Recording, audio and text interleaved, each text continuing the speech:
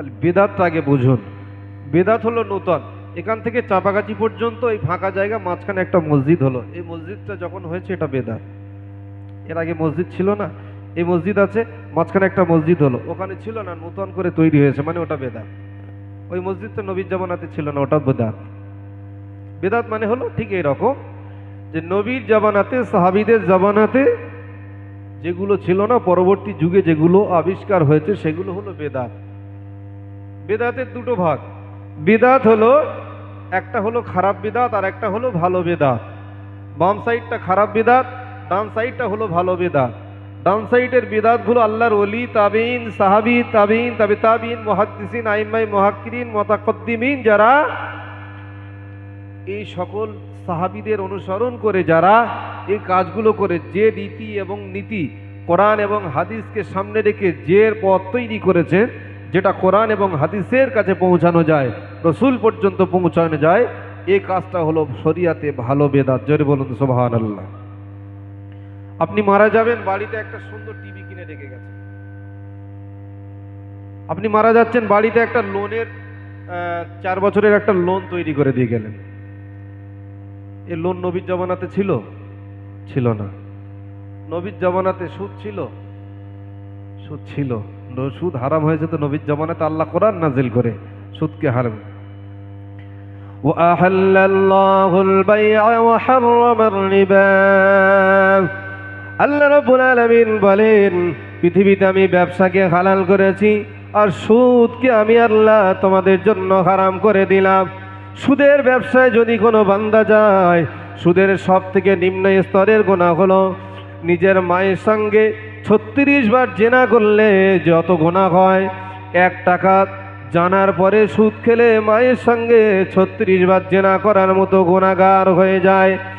ও দুনিয়ার বান্দা বান্দিরা, ও আল্লাহওয়ালারা, ও দুনিয়ার মানুষেরা, আল্লাহ নবীর প্রেমিক আশিকেরা, শুনে রেখে দেন, যদি জানা থাকে, যদি মনে করেন আমি এতদিন জানতাম না, আজকে জেনে গেছি, সুদের বিষয়টা ভালো করে শুনে রেখে দেন। 1 টাকা সুদ যদি জানার পরে খেয়ে থাকেন, যতই ভালো ড্রেস পরে নামাজ পড়েন না কেন, যতই বড় জুব্বা পরেন না কেন, যত ভালো পাগড়ি পরেন না কেন, যত দামি টুপি পরে আপনি নামাজ পড়েন না কেন, যদি আপনার কাছে কোনো সুদ থাকে 1 টাকার পর সমপরিমাণ, এই সুদ থাকার বিনিময় আল্লাহ রাব্বুল আলামিন বললেন, ওই সুদের কারণে তোমার যতই ঢেকে বেড়াও আর যতই পরিষ্কার পাকসাফ হয়ে থাকো না কেন, সুদ যে হারাম, ওই হারামটা তোমার শরীরের ভিতরে থাকার জন্য তুমি মায়ের সঙ্গে জেনাখোর, তোমার থেকে বড় বেয়াকুব পৃথিবীতে আর কেউ নাই। সুদ খাওয়া যদি তোমার জন্য জায়েজ হয়, আমরা যে টয়লেটগুলো করি, আমরা যে পায়খানাগুলো করি, এটাও শরিয়াতে হারাম মানুষের জন্য খাওয়া। সুদ খাওয়া যা, আর টয়লেটের বাথরুমের পায়খানা খাওয়াও তাই, একই ব্যাপার। এখন আপনি বলেন, ব্যাংকে টাকা রেখেছেন 100 টাকা, 3 মাস পরে 3 টাকা সুদ হয়েছে, 3 টাকা সুদের টাকাটা আপনি তুলে এনেছেন, মনে করলেন বাড়িতে 3 টাকা এমন একটা সময় প্রয়োজন হলো, ওই 3 টাকা দিয়ে একটা ভালো জিনিস কিনে আনলেন, সেটা হয়তো খেয়ে ফেললেন বা কোনো কিছু তৈরি করলেন। এটা খারাপ, এটা উৎস খারাপ। এই খারাপিটা করবার জন্য আপনি যে খারাপ একটা আচরণ তৈরি করলেন, খারাপ একটা শিষ্টাচার তৈরি করলেন, যা মানুষের সারা জিন্দগিতে একটা গুনার অবিরাম ধারা চলে যাবে, গুনাহ হতে থাকবে। এই গুনাহ যে আপনি শুরু করলেন, এই গুনাহ শুরুটা আপনার করবার জন্য আপনার তো কবরে আযাব হবে, আপনি তো জাহান্নামী হয়ে যাবেন। তাহলে এই সুদের যে বিষয়টা, সুদের যে মালটা আল্লাহ রাব্বুল আলামিন যে হারাম করেছেন, এটা হারাম তো হারামই। সুদের 3 টাকা আর নোংরা, বাথরুম থেকে টয়লেট তুলে এনে একটা পাত্রে সুন্দর করে যদি ধুয়ে মুছে পরিষ্কার করে, সুন্দর কাঁচের গ্লাসে পানি দিয়ে, সুন্দর করে একটা বিরাট দামি প্লেটে করে সুন্দর করে যদি আপনি নোংরাটা যদি আপনার কাছে এনে দেওয়া হয়, আপনার একটা প্লেটে ওইটা দেওয়া হলো এক সাইডে, আর একটা সাইডে দেওয়া হলো সুদের টাকা। মনে করেন এক সাইডে 5,000 টাকা সুদের টাকা আছে, আর এক সাইডে আপনি নোংরাটা রেখেছেন। এখন আপনি নোংরাটা নেবেন না এই টাকাটা নেবেন? কোনটা নেবেন? একটু কথা বলেন। কেউ তো কথা বলে না। কোনটা নেবেন? টাকাটা নেবে। টাকাটাতে কি নেওয়া জায়েজ ছিল? টাকাটা কি নেওয়া জায়েজ? টাকাটা কি খাওয়া জায়েজ? টাকাটা ব্যবহার করা কি জায়েজ? আর নোংরাটা ব্যবহার করা ওটাও। আচ্ছা, যদি সাবান মনে করে মাখা হয়, অসুবিধা আছে? সুদের টাকা খেয়ে লেপটে গায়ে পুরো সর্বনাশ হয়ে গেল, কোনো অসুবিধে নেই, ওখানে বেদাত নেই, ওখানে সমস্যা নেই, নবী দিবস করলে বেদাত। তাই সুদ যে হারাম, এ হারামটাকে হারাম জানতে হবে। হারাম হারামই থাকে, হারাম কোনোদিন হালাল না।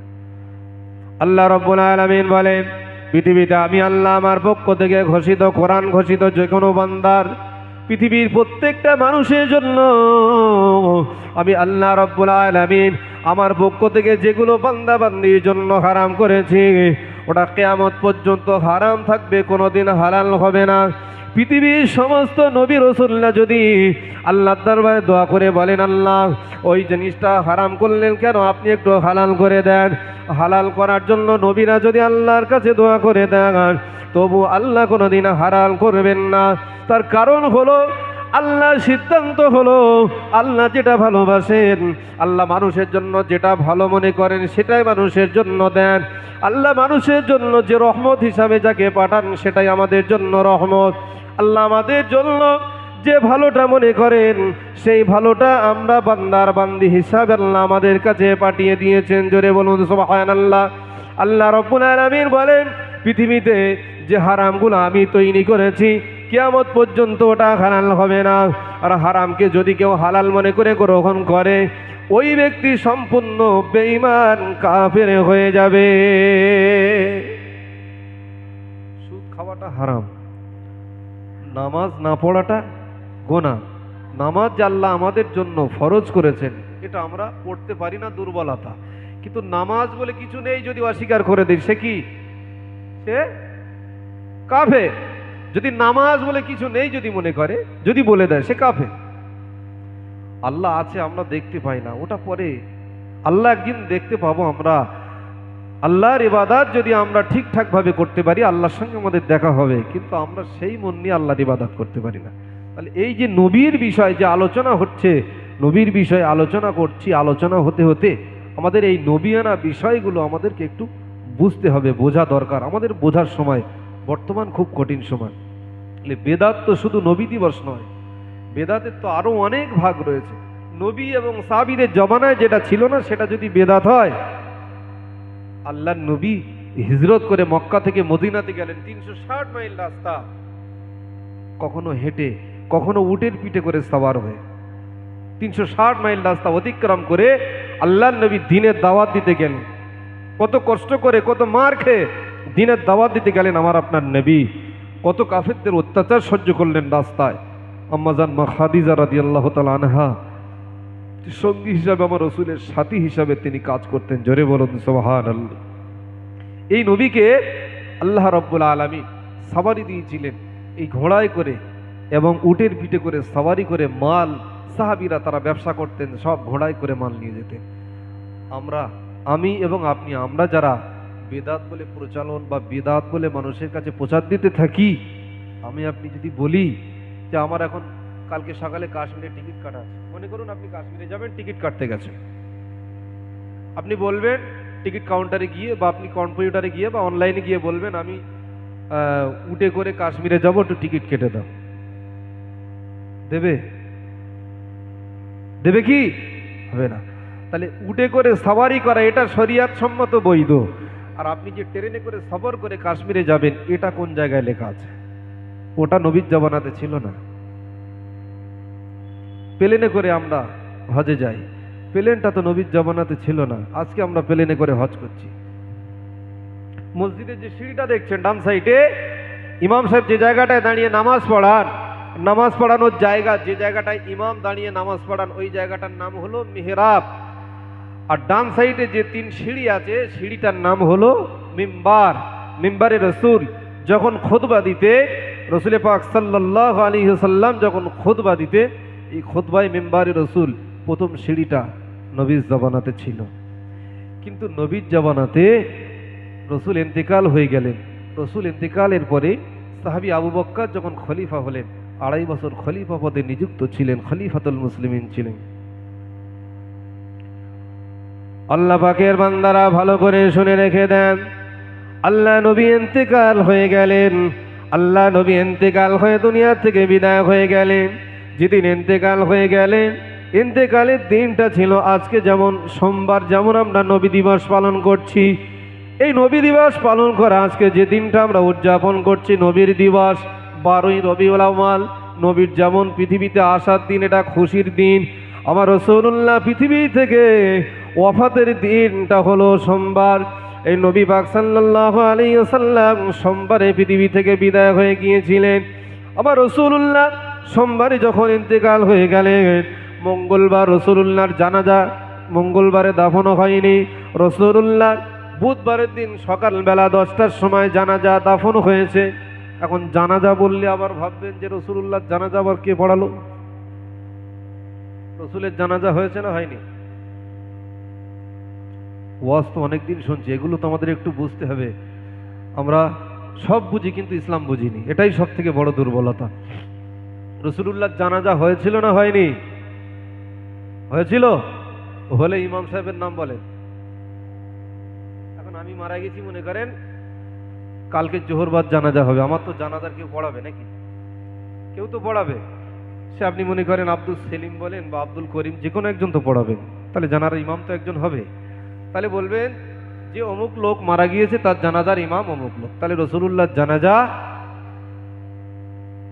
হয়েছে কিন্তু ইমাম ছিল না। জানাজা মানে হলো ইমামতি করা, বা এইটা নয়। কিতাবুল জানাইজ, বুখারী শরীফ বলেন, মুসলিম শরীফ বলেন, কিতাবুল জানাইজ বাবুত তাহরিম কিতাবুস সালাত এবং বাবুত তাহরিম কিতাবুল জানাইজের ভিতরে এসছে জানাজা। জানাজার ভিতরে এই জানাজা শব্দের অর্থ হলো দোয়া। জানাজা শব্দের অর্থ হলো দোয়া। আমরা ওয়াকিমুস সালাত ওয়া আতুজ যাকাত ওয়ারকাউ মা'আর রাকিন আমরা বলি না? আচ্ছা, সালাত মানে হলো নামাজ, সালাত মানে হলো দণ্ডায়মান হয়ে কিয়াম করে আল্লাহর মাহবুব হওয়ার জন্য, আল্লাহর সান্নিধ্য অর্জন করবার জন্য আল্লাহর কাছে সিজদা করা, এটার নাম হলো সালাত। তাহলে জানাজা নামাজে তো সিজদা নাই, কিন্তু সালাত কিভাবে হলো? জানাজা নামাজে যে সালাতটা হয়, বাবুল জানাইজে সালাত, এই জানাইজে সালাতের ভিতরে এসছে যে সালাতের শব্দটা কোরআন শরীফে নামাজের জন্য উল্লেখ করা হয়েছে। তাফসীর কারকরা নামাজের কথা বলছেন, যে সালাতটাকে আল্লাহ নামাজ বলে কোরআন শরীফে উল্লেখ করেছেন, ওই সালাতটাই হাদিস শরীফে বান্দাবান্দি ইন্তেকালের পরে ওই সালাতটার একটা শব্দের অর্থ এনেছেন তাফসীর কারকরা। ইমাম ইবনে হাজার, আল্লামা ইবনে হাজার আসকালানি রহমাতুল্লাহ আলাইহি, ইমাম বাইহাকি রহমাতুল্লাহ আলাইহি, তারা সকলেই এক বাক্যে এই জানাজা শব্দের তাফসীরে জালালাইন এবং ইমাম জালালউদ্দিন সৈয়দ রহমাতুল্লাহ আলাইহি তিনিও তানার কিতাবে স্পষ্ট উল্লেখ করেছেন, এই সালাত মানে হলো দোয়া, এই সালাত মানে হলো নামাজ নয়। জোরে বলুন সুবহানাল্লাহ। আমরা যে জানাজা পড়তে যাই ওটা দোয়া করতে যাই, জানাজাটা নামাজ নয়, জানাজাটা হলো দোয়া। বুঝতে পারলেন তো? বুঝেছেন? জানাজা নামাজ না দোয়া? জানাজা নামাজ না, জানাজা হলো দোয়া। এটা মাথায় রাখবেন, জানাজা হলো দোয়া। তাই আমার রাসূলুল্লাহ ইন্তেকাল হয়েছিলেন সোমবার ইন্তেকাল হওয়ার পরে বুধবার সকাল 10টার পরে রসুলকে যখন দাফন করা হবে, সোমবারে যখন ইন্তেকাল হয়ে গেলেন, খলিফা আবু বকর সহ সমস্ত মক্কা মদিনার মানুষের যেন কিয়ামত শুরু হয়ে গিয়েছে, যে আমরা আজকে এমন একজনকে হারিয়ে ফেলেছি, আমরা পৃথিবী তার মক্কার মদিনার জমিন আর কোনোদিন তাকে দেখতে পাবো না। সাহাবীরা রসুলকে এত ভালোবাসতেন, এত মহব্বত করতেন। সাহাবীরা আমার রসুলকে এক সেকেন্ড না দেখলে, আমার রাসূলুল্লাহকে না দেখলে তারা থাকতে পারতেন না। জোরে বলুন সুবহানাল্লাহ। রাসূলুল্লাহর জানাজা হলো সোমবার ইন্তেকাল থেকে নিয়ে আর বুধবার সকাল 10টা জানাজার আগ পর্যন্ত, দাফনের আগ পর্যন্ত জানাজা হলো। জানাজাটা হলো কিভাবে? ঝাঁকে ঝাঁকে মালাইকা ফেরেশতা যেমন এসছেন, সমস্ত ফেরেশতাকুল এসছেন, মানুষ মক্কা মদিনার মানুষ যারা শুনেছেন রাসূলুল্লাহর ইন্তেকাল হয়ে গেছেন খবর শুনে সকলে কাঁদতে কাঁদতে জীবনে তাদের সব কিছু হারিয়ে দিয়ে যেন শেষ সময় তারা মনে করলো আমরা কি যেন একটা হারিয়ে ফেলছি। তারা রাসূলুল্লাহকে শেষ বিদায় জানানোর আগে, রাসূলুল্লাহ শেষ দাফনের আগে তারা জানাজার যে দোয়াগুলো পড়া হয়, আল্লাহুম্মা গফিরলি হাইয়িনা ওয়া মাইয়িতিনা ওয়া শাহিদিনা, এই জানাজার দোয়াগুলো তারা এসে একে একে ঝাঁকে ঝাঁকে তারা রসুলুল্লাহর ইন্তেকালের পরে রসুলুল্লাহর ঘরেতে রসুলুল্লাহর লাশ মোবারকের পাশে এসে তারা দাঁড়িয়ে দাঁড়িয়ে অন্তরে অন্তরে জবানে পড়ে পড়ে সকলে নিজে নিজে চলে গিয়েছেন, কোনো ইমাম নিযুক্ত করা হয়নি। জোরে বলুন সুবহানাল্লাহ। রসুল হলেন ইমামুল মুরসালিন। রসুলুল্লাহ যখন মিয়ারাজে যাচ্ছিলেন, রসুলুল্লাহ মিয়ারাজে যাওয়ার সময় সমস্ত আম্বিয়া কেরাম আলাইহিমুস সালামদেরকে আল্লাহ একত্রিত করে একটি নামাজ পড়ানোর হুকুম করেছিলেন। সেই নামাজের ইমাম ছিলেন আল্লাহ পাক আমার নবীকে সেই নামাজের ইমাম করেছিলেন। জোরে বলুন সুবহানাল্লাহ।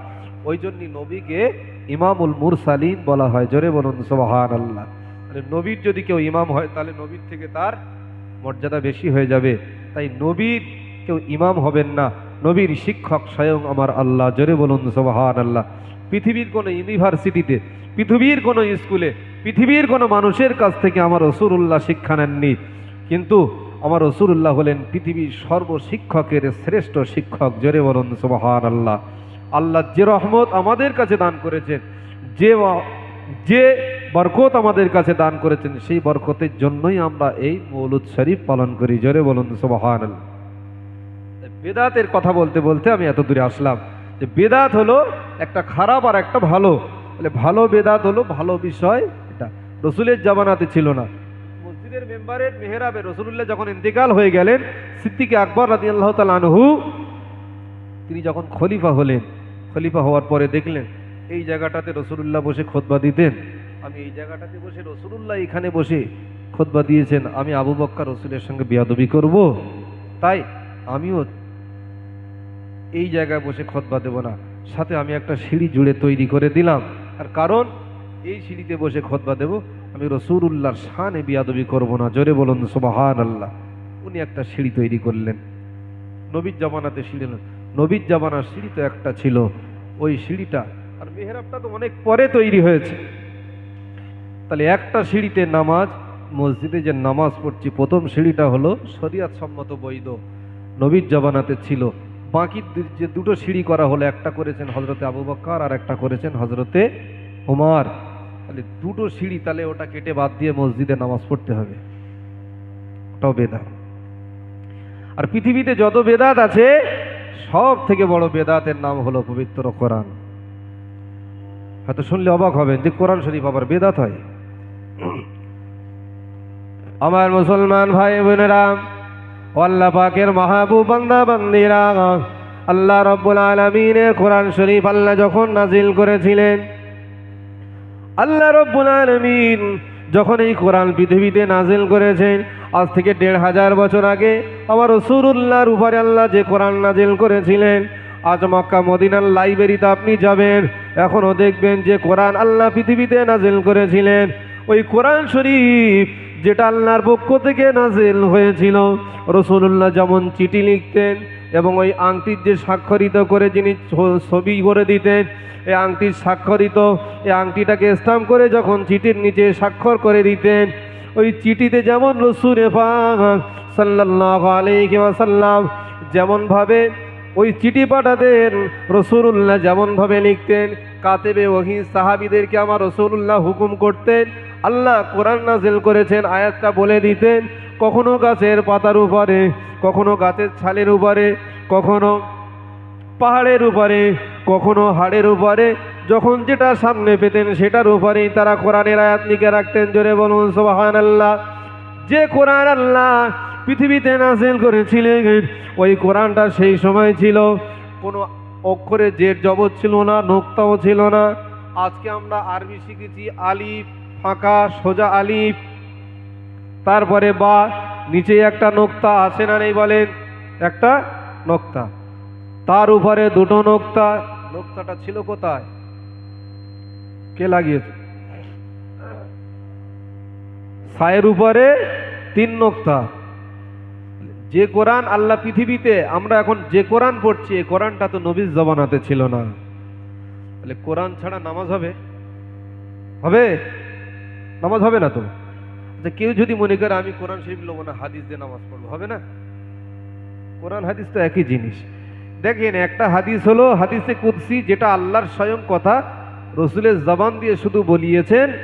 ওই হাদিসের ইবারতটা যখন পড়তে হয়, ওই হাদিসের শুরুতে পড়তে হয় ক্বাল আল্লাহু তাআলা, তার মানে তা আল্লাহর পক্ষ থেকে হাদিসের ইবারাতটা আল্লাহ শুধু আমার নবীর জবান দিয়ে বার করেছেন। আর রাসূলুল্লাহর তাহজিব সমর্থন, রাসূলুল্লাহর কার্যকলাপকে আল্লাহ পরিপূর্ণ সমর্থন যে কাজটাকেই দিয়েছেন সেটাই হলো আমার রাসূলুল্লাহর সুন্নাত, আর ওটাই হলো হাদিসের নবাবী। জোরে বলুন সুবহানাল্লাহ। হাদিসের ভাগও দুটো, একটা হলো হাদিসে কুদসি আর একটা হলো হাদিসের নবাবী মানে সুন্নাত। এই বহু বিষয় তো যাই হোক, কোরআন শরীফ রাসূলুল্লাহ জামানাতে আল্লাহ পাক কোরআন শরীফ যেভাবে লাউহে মাহফুজ থেকে নবীর উপরে আল্লাহ নাজিল করলেন, এই কোরআন শরীফ আজকে আমরা যেমন আমাদের ছেলে বাচ্চাদের শেখাচ্ছি বা আমরা যেটা শিখেছি বা তা সা জিম হা খ, বা আগে কেউ পড়েছেন আলিফ বে তে সে জিম হে খে দাল জাল রে সে, বিভিন্নভাবে পড়েছেন। যেভাবেই আপনি কোরআন শরীফের অক্ষরটা শিখেছেন বা আপনি পড়েছেন, আপনি যে শিক্ষক ধরেই পড়েছেন, আপনি বে তে সে বা বাতাসা যাই বলেন না কেন, আপনি তো শিখেছেন ওটা বে। বেটা পেলেন কোথায়? সেটা পেলেন কোথায়? জিমটা পেলেন কোথায়? জিম হে খে, খের মাথায় নোক্তা, জিমের মাঝখানে নোক্তা, হেটা হেটা খালি আছে। তাহলে তিনটে তো একই রকম দেখতে, তাই তো নাকি? তিনটে দেখতে তো একই রকম ছিল। তাহলে এটা খে, এটা জিম আর এটা হে, এই তিনটেকে পার্থক্য করার জন্য রসুল ইন্তেকালের প্রায় 600 বছর পরে হাজ্জাজ বিন ইউসুফ রহমাতুল্লাহ আলাইহি, যিনি কম বেশি 1 লক্ষ হাক্কানি আলেমদেরকে এই পৃথিবীর জমিনে শহীদ করে পৃথিবীতে তার হাতের কালারটা রক্তে লাল হয়ে গিয়েছিল, যে পৃথিবীতে 1 লক্ষ আলেমের অধিক লক্ষ আলেমদেরকে যিনি শহীদ করেছিলেন, সে হাজ্জাজ বিন ইউসুফ রহমাতুল্লাহ আলাইহি নবীর ইন্তেকালের 600 বছর পরে, তার মানে তাবেঈনদের জামানাতে হাজ্জাজ বিন ইউসুফ রহমাতুল্লাহ আলাইহি তিনি দেখলেন যে এই কোরআন শরীফ যেভাবে আল্লাহ নাজিল করেছেন, এই কোরআন শরীফ এইভাবে থাকলে মানুষ পড়তে পারবে না, এইভাবে কোরআন থাকলে মানুষ কোরআন শরীফ জড়িয়ে ফেলবে, কোনটা কি অক্ষর এটা বুঝতে পারবে না। তিনি তানার জ্ঞান বিচক্ষণ দূরবীক্ষণ যন্ত্র দিয়ে আল্লাহ যে হিকমত দিয়েছিলেন, সেই শক্তিতে তিনি কোরআন শরীফের ইতিহাস, যে কোরআন আল্লাহ নাজিল করেছেন, কোরআনের উপরে রিচার্জ করে সুন্দরভাবে তিনি অক্ষরকে জেদ জবর নোক্তা পেশ তৈরি করে মানুষের আমাদের কাছে পৌঁছানোর জন্য, সুন্দরভাবে কোরআনকে শেখাবার জন্য, সুন্দরভাবে কোরআন বুঝবার জন্য জেদ জবর পেশ ও নোক্তা যেটা দিয়েছেন, সেটা হাজ্জাজ বিন ইউসুফের আমলেই তৈরি হয়েছে। জোরে বলুন সুবহানাল্লাহ। নবীর ইন্তেকালের 600 বছর পরের জেদ জবর পেশ দেওয়া কোরআন, কুল হুয়াল্লাহু আহাদ, আলহামদুলিল্লাহি রাব্বিল আলামিন, ওরাইর উপরে জবরটা তো হাজ্জাজ বিন ইউসুফ দিয়েছেন, ওটা নবীর জামানাতে ছিল না। সূরা ফাতিহা ছাড়া নামাজ হবে না, সূরা ফাতিহার সঙ্গে অন্য কিরাত মিলাতে হবে, ওটা কিরাতে ফরজ। কোরআন ছাড়া নামাজ যেমন হবে না, তাহলে কোরআন শরীফ যেটা আমরা পড়ছি, এই কোরআনটা নবীর জামানাতে ছিল না, এটা হলো তো বিদআত। এখন আপনি বলেন কোরআন শরীফ পড়া ছেড়ে দেবেন তো কাল থেকে? কোরআন পড়া যাবে? আর কোরআন পড়া যাবে না কেন? কোরআন নবী দিবস বিদআত, তো কোরআন শরীফ পড়ে লাভ কি? নবী দিবসে তো কোরআনের আলোচনা হয়, এই বিভিন্ন বিষয়গুলোই আলোচনা হয়। তাহলে এই প্রত্যেকটা বিষয় আজ তো আমরা আলোচনা করছি, আমরা এই বিষয়গুলো আমরা দেখছি যে বিদআত হলো, এই বিদআত হলো নূতনত্ব, যেটা খারাপ সেটা খারাপই, এমন ভালো কাজ।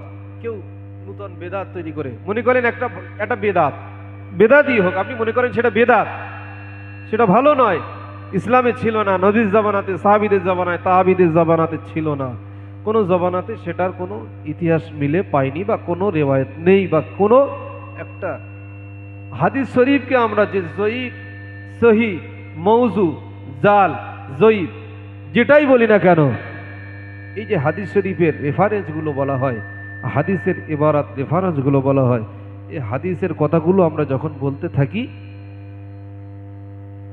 কাউকে বললেই হয়তো সে বলবে যে হুজুর হাদিসটা কি সহি? এখন নবীর জামানাতে যে হাদিসগুলো আল্লাহ পাক জিবরাইল আলাইহিস সালাম মারফত যে হাদিসগুলো রাসূলুল্লাহর উপরে আল্লাহ পাক যে হুকুম করে দিয়েছেন, যে হাদিসগুলো রসুল মানুষের কাছে পৌঁছানোর জন্য, যে হাদিসগুলো রসুল পাক তার জীবন চরিত্রের ভিতরে ফুটিয়ে তুলেছেন, নিজের জীবনের কর্ম বৃত্তান্তকে হাদিস দিয়ে মানুষের কাছে প্রমাণ আর প্রচার দিয়েছে, সে হাদিসগুলো, হাদিস তো হাদিসই হয়, হাদিস সহি আর জয়ীফ, আর দুর্বল আর এইটার দক্ষতা কম, এইটার ক্ষমতা কম, এইটার ক্ষমতা বেশি, এটা সহি, এটা গরিব। এ সহি গরিব এই পদমর্যাদা এইটাও তৈরি করেছেন কে? এটাও তো রসুলুল্লাহর জামানাতে ছিল না। রসুলুল্লাহর জামানাতে ছিল হাদিস তো হাদিসই, কিন্তু হাদিস সহি আর জয়ীফ যেটা, এটা আসলে বিষয় ওটা নয়, সহি জয়ীফ না, আসলে বিষয় আমাদের এটা। আমরা মানি, এক শ্রেণীর মানুষ তারা মানেন না, যে মানেন না যারা রসুলকে প্রেম করে, যারা নবীকে মহব্বত করে, তাদের অন্তর নিয়ে, তাদের ভালোবাসার কলিজাটা নিয়ে এইভাবে খেলা করে মানুষের কাছে বিভ্রান্ত না ছড়িয়ে, ফিতনা না ছড়িয়ে, আপনি আপনারটা করুন, আমি আমারটা করি, আমি নবীর ভালোবাসি, আমি নবী দিবস পালন করছি, বেদাত হলেও সেটা আলহামদুলিল্লাহ ভালো, কোনো অসুবিধা নেই। যদি আকাবেররা বেদাত করে, তারা যদি আকাবেররা যে পথে গিয়েছেন, আমাদের আকাবের যারা, এ আকাবেরদের আমরা অনুসরণ করি, এ আকাবের যারা আমরা অনুসরণ করবার পরে তারা যে পথ দেখিয়েছেন, তাদের পথে আমরা আল্লাহ এবং রসুলকে পাবো কিনা সেটা আমাদের খুঁজে দেখতে হবে। যদি আমরা রাস্তাটা আল্লাহ পর্যন্ত পৌঁছাতে পারি, নবী পর্যন্ত পৌঁছাতে পারি, ইনশাআল্লাহ আমরা একদিন রসুলের আদর্শে এবং রসুলের শাফাআতের হকদার হয়ে যাব। জোরে বলুন সুবহানাল্লাহ। একবার সকলে দরুদ শরীফ পড়ুন, আল্লাহুম্মা।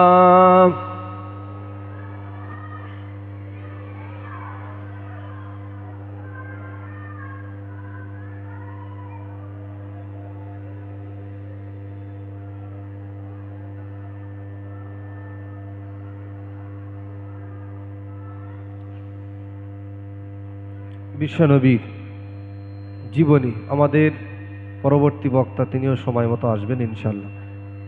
যে বিশ্বনবীর মৌলুদ সম্পর্কে আলোচনা আপনারা শুনেছেন, যে নবী দিবস আমরা যে পালন করছি এটা আমাদের করা যাবে। ইমাম জালালউদ্দিন সৈয়ুতি এবং সমস্ত বড় বড় আকাবের যারা, সকলের থেকে রিওয়ায়াত এবং সকলেই তারা একমতে, তারা সুন্দরভাবে তারা উদ্ধৃত দিয়ে বলেছেন যে এগুলো করা শরিয়াত সম্মত, বরঞ্চ মোস্তাহাব, করা যাবে, কোনো অসুবিধা নাই। এখন আমরা যে নবীর আলোচনা শুনতে বসেছি, নবীর জীবনী, নবীর জীবনটা বড় কষ্টের জীবন, এই গরিবী জীবন ছিল আমার। আমরা যেমন গরিব, আমরা যেমন অসহায়, নবীদেরকে কি গরিব বলা যাবে? নবীদের গরিব বলা যাবে? পৃথিবীতে আল্লাহ বলছে, আম্মাজান আয়েশা রাদিয়াল্লাহু তাআলা আনহা একদিন আমার রসুলকে বললেন,